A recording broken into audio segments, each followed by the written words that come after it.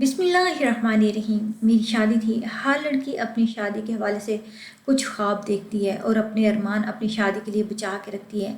लेकिन मेरी शादी रिवायती शादियों से ज़रा मुख्तलिफ थी। शादी कम एक सौदा ज़्यादा थी, मेरी मजबूरी का सौदा। मैं रुखसत होकर अपने ससुराल है। मेरे ससुराल में सिर्फ मेरे शौहर और मेरे ससुरी थे। मेरा इस्तकबाल करने वाला वहाँ पे कोई नहीं था। सीधा मेरे शौहर के कमरे में पहुंचा दिया गया। मैं सेज पे दुल्हन बनी बैठी, सादा सा जोड़ा पहनकर। एक आम सी दुल्हन वाले वक्त के खौफ की वजह से मेरा दिल तेज़ तेज़ से धड़क रहा था और हाथों पे बार बार पसीना आ रहा था। मुझे अपने शौहर के मतलब सारी सुनी गई बातें दिमाग में घूम रही थी। अरे इससे शादी मत करो, वो पागल है। अरे वो तो साइको है। अरे तुम अच्छी भली पढ़ी लिखी लड़की हो, फिर क्यों इस पागल शख्स से शादी करने की बेवकूफ़ी कर रही हो। एक के बाद एक बात मेरे दिमाग में चल रही थी। घबराहट से हालत खुश्क हो रहा था। मैं अपनी घबराहट पे काबू पाने की कोशिश कर रही थी। इतने में मेरा शौहर अंदर आ गया। थोड़ा सिमट गई मैं। वो आगे मेरे करीब बैठ गया और मुझे कहने लगा, अपना घूंघट हटाओ।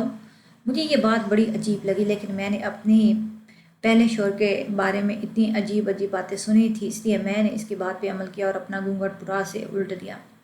घूंघट उल्टते ही जैसे ही मेरे गाय इसके चेहरे पे पड़ी, मैं तो चौंक गई। और इसने भी अजीब नज़रों से मेरी तरफ देखा और कितनी ही देर टिक टिक लगाए देखता रहा और फिर न जाने इसे क्या हुआ। वो एकदम उठकर कमरे से चला गया। मेरा नाम कशफ और मैं एक गरीब घराने से तलक रखती हूँ। घर में मैं और मेरे अलावा अम्मी अब्बू एक छोटा भाई ही थे। भाई भी अभी छोटा था और गवर्नमेंट स्कूल में पढ़ रहा था, जबकि मैं इंटर करके लाहौर की एक मशहूर यूनिवर्सिटी में स्कॉलरशिप पे पढ़ी थी। यहाँ मेरी जैसी बहुत सारी लड़कियाँ जो गरीब फैमिली से हैं, वो यहाँ पे अच्छी अच्छी अमीर घरों के लड़के और लड़कियाँ पढ़ने आते थे। इसलिए मैं शुरू ही से अपने आप में मगन रहती। मेरे कॉलेज में भी कोई दोस्त नहीं थी और अब यूनिवर्सिटी में भी मैंने किसी से दोस्ती नहीं की। बस प्रोजेक्ट के लिए क्लास का जो ग्रुप सर ने बनाया उसके साथ कभी कभी स्टडी डिस्कस कर लेती। लेकिन इन्हीं दिनों में कराची से एक लड़का जुनैद माइग्रेट होकर हमारे डिपार्टमेंट में आया। इसके आते ही पूरे डिपार्टमेंट में इसका चर्चा फैल गया। वो इतना खूबसूरत हैंडसम था, हर लड़की इससे बात करने की ख्वाहिशमंद रहती। मैंने जब पहली नज़र इसे देखा तो अपना दिल दे बैठी। लेकिन वो तो एक ऐसा चाँद था जिसे मैं छूने की तमन्ना तो कर सकती थी, लेकिन छू नहीं सकती थी। मेरे साथ ऐसा पहली बार हुआ था, लेकिन मैंने अपने जज्बात को दिल ही दिल में दबा के रख दिया और कभी किसी पे ज़ाहिर नहीं होने दिया। क्लास में जब नए ग्रुप बने तो जुनैद मेरे ग्रुप में शामिल हो गया। अब अक्सर ये होने वाला हमारी बातचीत पढ़ाई के सिलसिले में होने लगी। कभी कभार जुनैद मेरे नोट्स भी बना देता। वो हर मुमकिन तौर पर पढ़ाई में मेरी मदद करता, असाइनमेंट में मेरे साथ मेरी मदद कर देता, जबकि किसी और लड़की से वो बात भी करना पसंद ना करता। कुछ लड़कियां तो हसद करने लगी और कुछ मुझे कहने लगी जिन्हें तुम्हें पसंद करता है। लेकिन मैं इनकी बातों को एक कान से सुनती, दूसरे कान से निकाल देती, क्योंकि मुझे अपनी औकात का पता था। बेशक मैं बहुत खूबसूरत थी, लेकिन मेरा स्टेटस जुनैद के स्टेटस के साथ मैच नहीं करता था। वो बिल्कुल कोई पागल ही होता जो इतनी अच्छी लड़की को छोड़कर मुझे पसंद करता। वो मतलब कि हाई प्रोफाइल फैमिली से तलक रखता और मैं एक गरीब तबके से तलक रखता, जिसका बाप एक सब्जी फरोश था। यूनिवर्सिटी का वक्त कैसे गुजरा कुछ खबर ही ना हुई और ना मैंने कभी जुनैद से अपनी मोहब्बत का इजहार किया और ना ही कभी जुनैद ने मुझसे कोई फालतू बात की।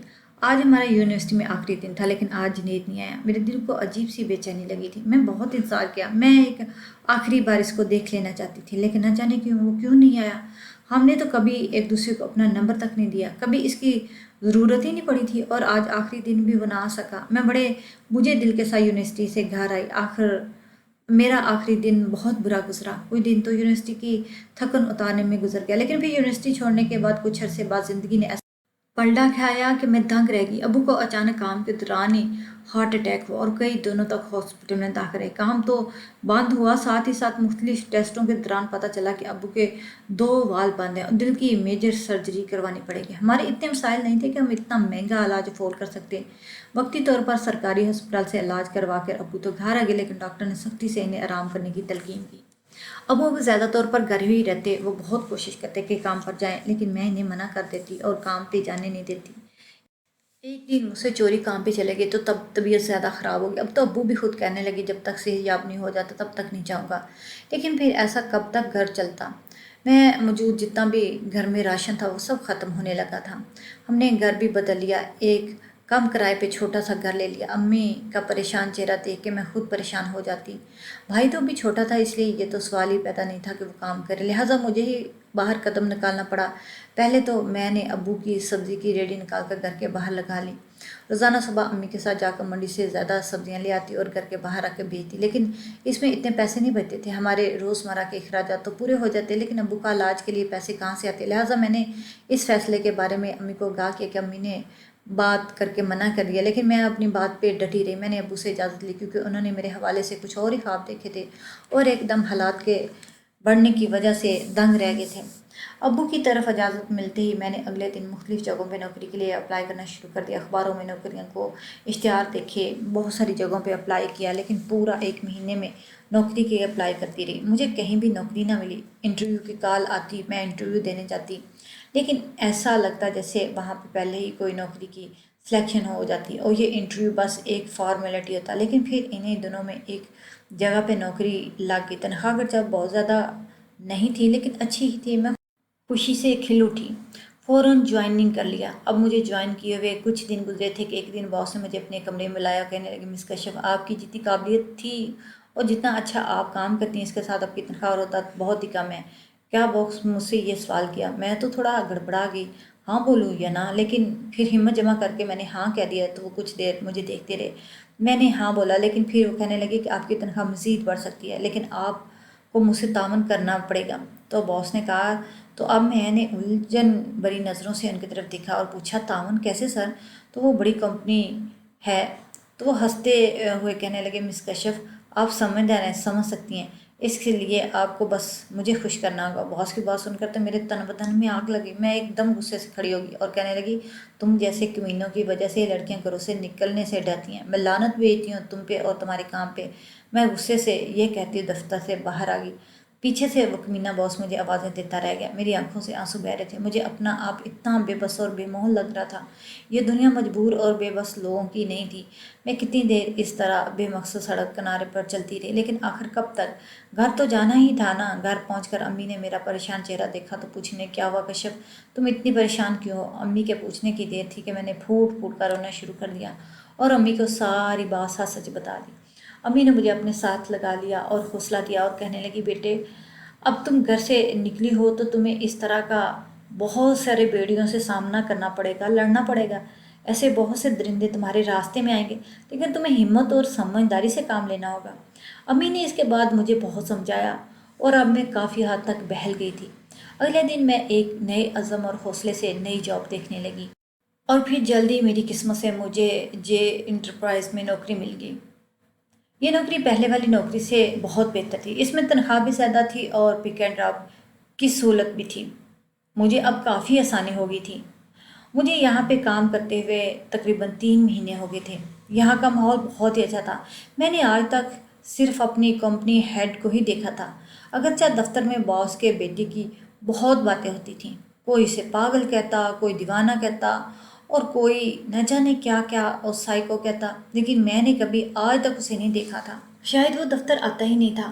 کچھ میں بھی اپنے کام سے کام رکھتی تھی، لیکن پھر انہی دنوں باس نے خواتین مرکز کی ایک ارجنٹ میٹنگ بلوائی اور ان کی طرف سے ایک عجیب اعلان سننے میں آیا۔ باس نے کہا کہ جو بھی لڑکی میرے بیٹے کے ساتھ شادی کرے گی اور اس کے ساتھ پورے 24 گھنٹے گزارے گی تو میں اسے بہت بڑی رقم انعام کے طور پر دوں گا۔ مجھے باس کی یہ بات اچھی نہیں لگی تھی۔ نہ جانے ان کے بیٹے میں کیا مسئلہ تھا۔ باس نے اس طرح کا اعلان کیا، لیکن پھر مسلسل یہ باتیں سننے کو ملتی رہی۔ کوئی بھی لڑکی باس کے بیٹے کے ساتھ شادی کرنے کو تیار ہی نہیں تھی، لیکن مسلسل یہ بات سن کر میرے دل میں بار بار یہی خیال آیا کہ اتنے زیادہ پیسے ملیں گے تو میں ہی باس کے بیٹے سے شادی کر لیتی ہوں۔ ان پیسوں سے میں ابو کا علاج بآسانی کروا سکتی ہوں اور ایک بار ابو ٹھیک ہو جائیں تو ہمارے سارے مسئلے حل ہو سکتے ہیں، اور پھر کون سا یہ سچ کی شادی ہوگی، صرف ایک سودا ہی تو ہے۔ لیکن دماغ پہ خیال جھٹک دیتی، دل و دماغ کی جنگ جاری رہی اور پھر دل جیت گیا۔ میں نے اس آگ میں کودنے کا خود ہی فیصلہ کر لیا، باس کو ہاں کر دی۔ میری بات سن کر باس بہت خوش ہوئے اور اسی وقت جمعے کا دن نکاح کے لیے مقرر کر دیا۔ میں نے گھر آ کر امی سے بات کی تو امی سن کے حیران ہی رہ گئی۔ وہ مجھ سے ناراض ہو گئی۔ ابو کا رد عمل بھی مختلف نہیں تھا۔ وہ دونوں نے مجھے اس کام سے باز رہنے کے لیے کہا، لیکن میں نے ٹھان لیا تھا اور ٹھان چکی تھی۔ اب سب سے بڑی بات مجھے ان پیسوں کا لالچ تھا جن کے ساتھ میں ابو کا علاج کروا سکتی۔ اس کے علاوہ مجھے اور کوئی آپشن بھی تو نظر نہیں آ رہی تھی۔ امی ابو 1-2 دن ناراض رہے، لیکن پھر مجھے سمجھانے بیٹھ گئے، لیکن اب میں سمجھ نہیں سکتی تھی۔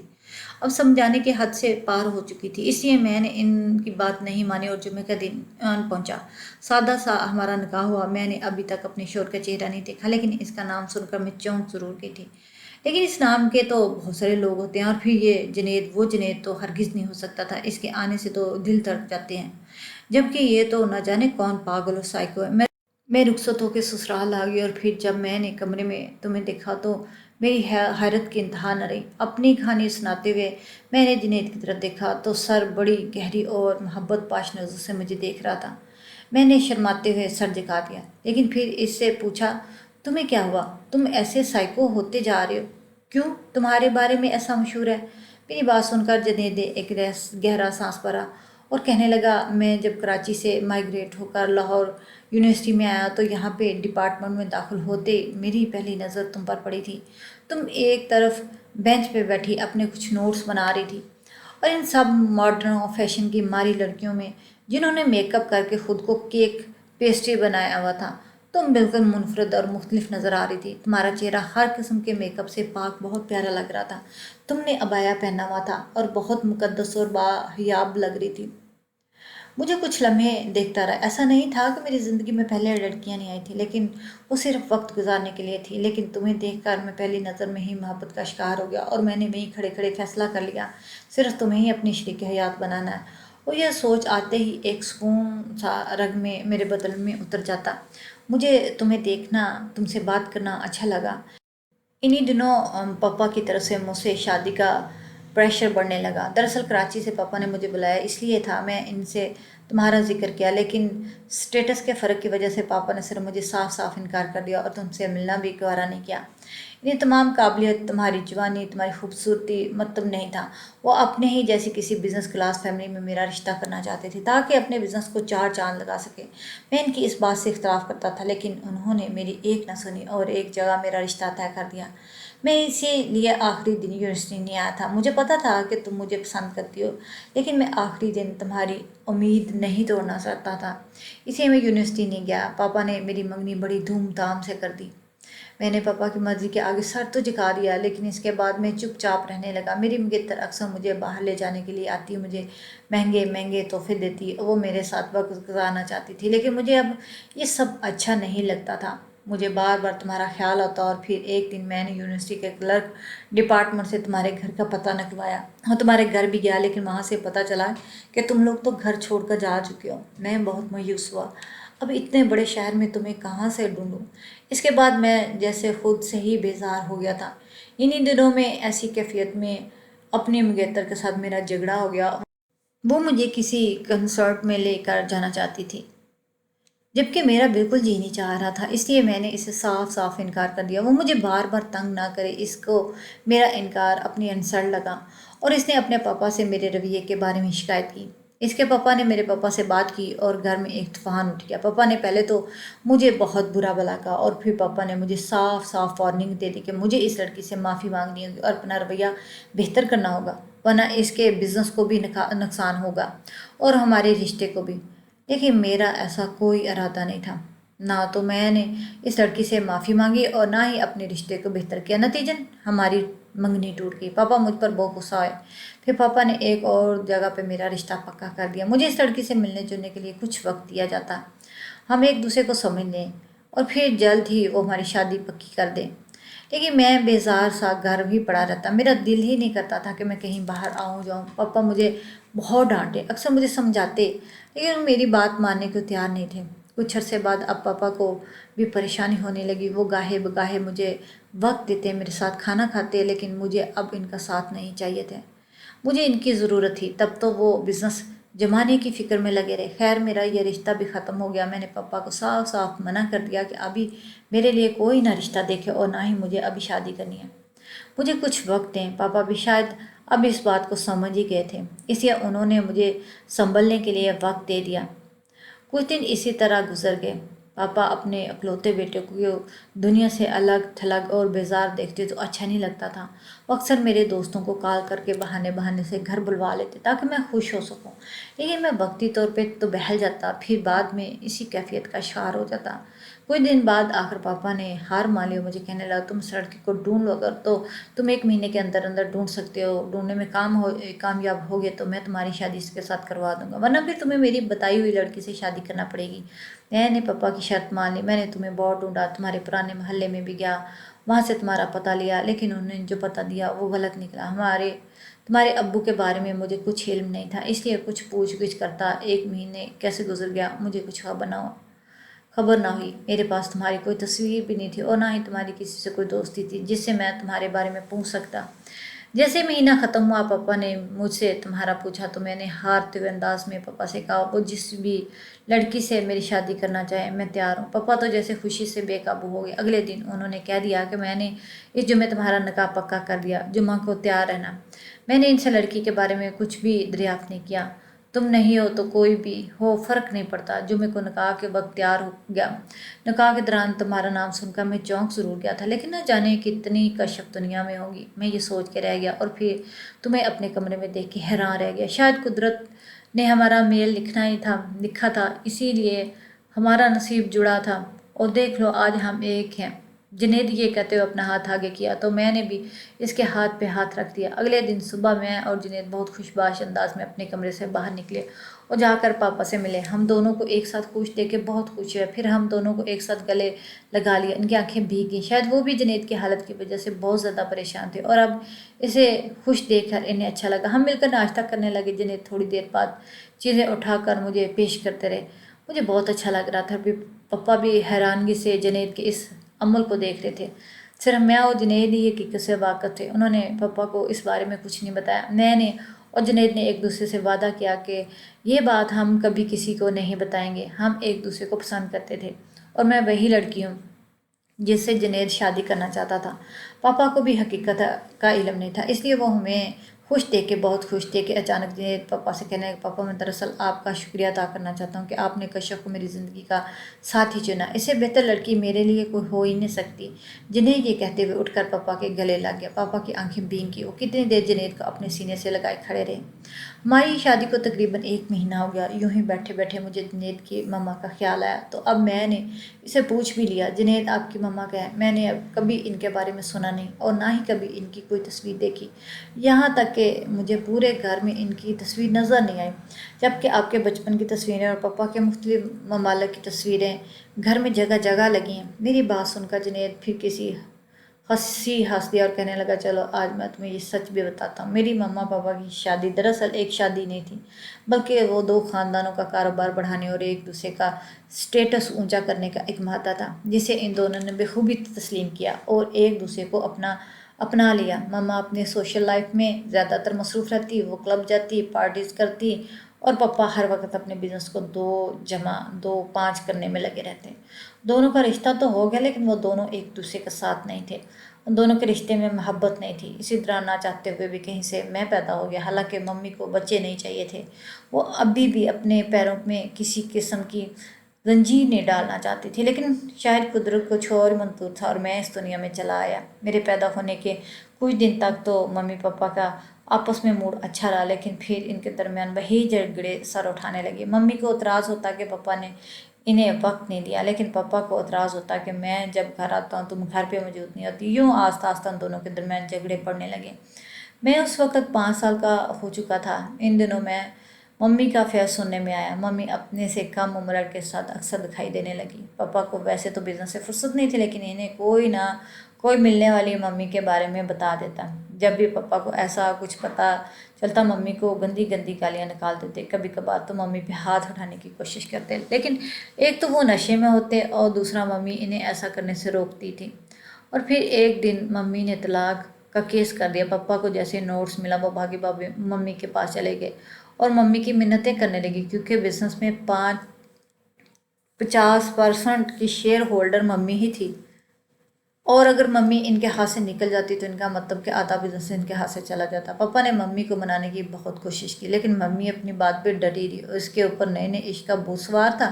وہ پاپا سے طلاق لے کر دوسری شادی کرنا چاہتی تھی۔ ممی کو پتہ چلا کہ پاپا نے آسانی سے طلاق نہیں دیں گے، اس لیے انہوں نے عدالت میں کیس کر دیا، تو پاپا نے بھی اپنی طرف سے بہت تگڑا وکیل کیا، لیکن ممی کا وکیل جیت گیا اور عدالت کی طرف سے ممی کو طلاق مل گئی۔ ساتھ ساتھ پاپا کو ممی کا 50% شیئر واپس کرنا پڑا۔ پاپا بہت بڑا جھٹکا لگا پاپا کو، اور بہت وقت لگا ان کو یہ سارا بزنس دوبارہ اپنے پیروں پہ کھڑا کرنے میں۔ پاپا کو ممی سے محبت تھی یا کیا تھا، پاپا نے دوبارہ شادی نہیں کی۔ پاپا نے ہی سارے گھر سے ممی کی ایک ایک چیز پھینک دی تھی۔ ممی کی بے وفائی اور روز روز کے جھگڑے مجھے عورت سے متفر کرتے گئے۔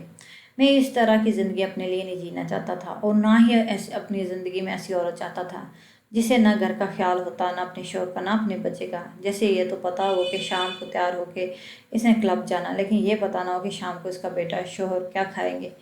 جیسے غیر مردوں سے اپنی تعریف سن کے اچھا لگتا ہے، مجھے ایسی عورتیں نہیں چاہیے تھی۔ میں چاہ رہا تھا کہ مجھے وہ عورت ملے جو میری توجہ محبت کی بھوکی ہو، جو مجھ سے محبت کرے، جو میرے گھر کو گھر بنا کے رکھے، اور جب اپنے گھر واپس آئے تو مسکراتی ہوئی مجھے دروازے پہ استقبال کرے۔ پھر اسی لیے جب میں نے تمہیں دیکھا تو مجھے لگا کہ تم ہی وہ عورت ہو جو میری زندگی کو سب لا سکتی ہو۔ حالانکہ میں نے اپنی سوسائٹی میں بہت ساری لڑکیاں دیکھی، مجھے اچھی بھی لگیں، لیکن وہ سب بھی ممی کی طرح تھی، ممی کی طرح ہی ان کے نظریے تھے، ان کی زندگی ممی کی زندگی جیسی تھی۔